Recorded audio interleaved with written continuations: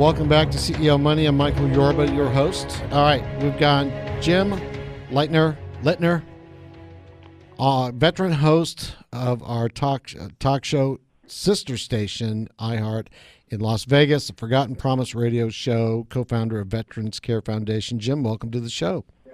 Well, thank you for asking me on.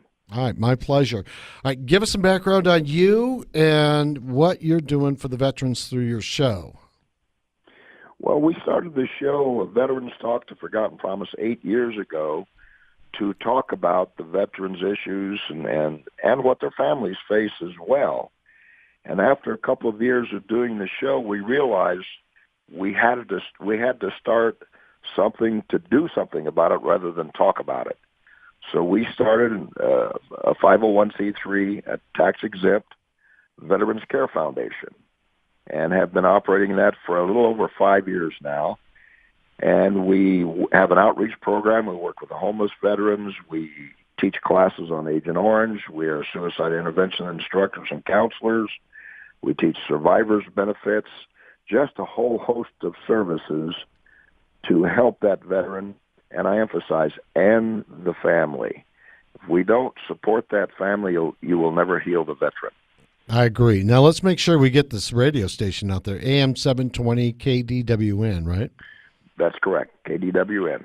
Okay. 50,000 watt station, covers most of the Nevada, part of Arizona, and part of Utah. Okay. Where do you want to go with this? Because it's kind of avant-garde. There's no real direction unless you talk to me about this. You've got. Well, I have a question. Okay, shoot, Ed. Well, Jim, first of all, thank you for your service. That's number one on my list. Number two, what do you think? I've known a bunch of veterans myself, obviously family members who've served also. One of the things that's interesting about the post-1970, 69, 70 veterans moving right up to now versus those guys that were in World War II is the way a lot of them dealt with the PTSD associated with combat. What would you say the biggest difference is right now as far as PTSD is concerned with combat veterans who came from either the Gulf War or most recently Afghanistan or Iran or Iraq Iraq? What is accelerating the suicide rate and their inability to deal with some of those issues associated with combat? Well, to compare what we have Gulf War forward to Vietnam, I'm a Vietnam veteran, 100% disabled. When we came home from Vietnam and applied for benefits, most of us were turned down. They had not diagnosed traumatic brain injury, post-traumatic stress disorder. They didn't know about Agent Orange and a lot of the things that we were afflicted with. Later on in years, of course, they admitted there was a number of problems, and we started getting benefits. But we served one term in Vietnam, and we certainly suffered from post-traumatic stress, whereby Gulf War forward served 3 and 4 and 5 tours in some cases.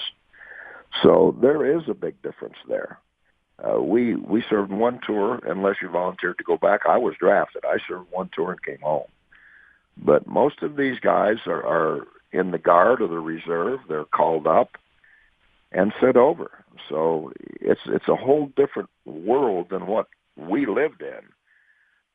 Additionally, we're going to be, a lot of people think that Gulf War forward is where most of the suicides are at. 22 a day, actually it's double that. But even if it were 22 a day, most of those are Vietnam veterans, not Gulf War forward. Because the old Viet vets are now in their 70s. They're dying in silence. Most of them don't even know they have benefits. And then those that find out the problems with Agent Orange they have, and they're passing that Agent Orange to their children. We believe that they're passing Agent Orange on 5 generations. So the sickness and all of that coming with the Vietnam veteran, that's where the suicides are coming from.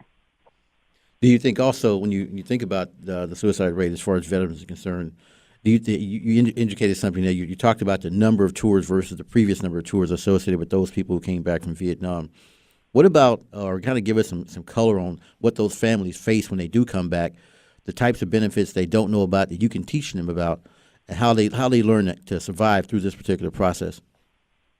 Well, first of all, a lot of Johnny sitting at home in his rocking chair enjoys the National Guard. A lot of times they do that for their educational benefits and so forth. But suddenly he goes from his rocking chair to Iraq, comes back 6 months later, and mom and dad or a wife or spouse thinks Johnny will be the same. Believe me, when you've gone to that kind of war, you are never the same. So the conflicts start, the anger issues that come from PTSD, the domestic violence. Again, we have another generation coming from Gulf War forward of Agent Orange effects because of the toxins of the burn pits and so forth. So we are repeating a Vietnam, except they are serving more tours than we did. So coming back and going through a lot of the things that they saw over there that no human being should have to see, and then coming back, and here they are back in society again, trying to adjust. Very, very difficult to transition, and the VA does a fair job. They're overwhelmed, they're understaffed, but their job is to take care of the veteran. What about the family? The family suffers from secondary PTSD. The suicide rate among the children of the military families is off the scale. If we don't support those families and understand the entire picture, we will never heal our veterans. We've got about a minute left. What are you doing to help alleviate these issues that our veterans are facing day in and day out? Support. We have support groups here. We're teaching classes on survivors' benefits, post-traumatic stress support groups, outreach programs, all kinds of different events to bring these people together and show them that they are not walking this alone. You ought to be congratulated on that. All right, we're going to go, but before we do, contact information for you, for the Veterans Care Foundation, and one more shout out about the radio station.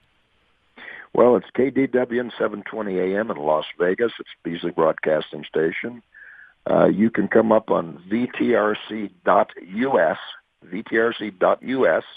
That is our website, or VTRC.tv. We have an over-the-top television TV channel that has educational materials on there.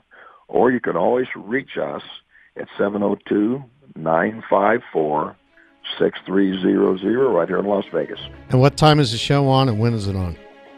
We're on noon to 1 every Saturday, live call-in. Got it. Jim, thanks for being a guest on the show.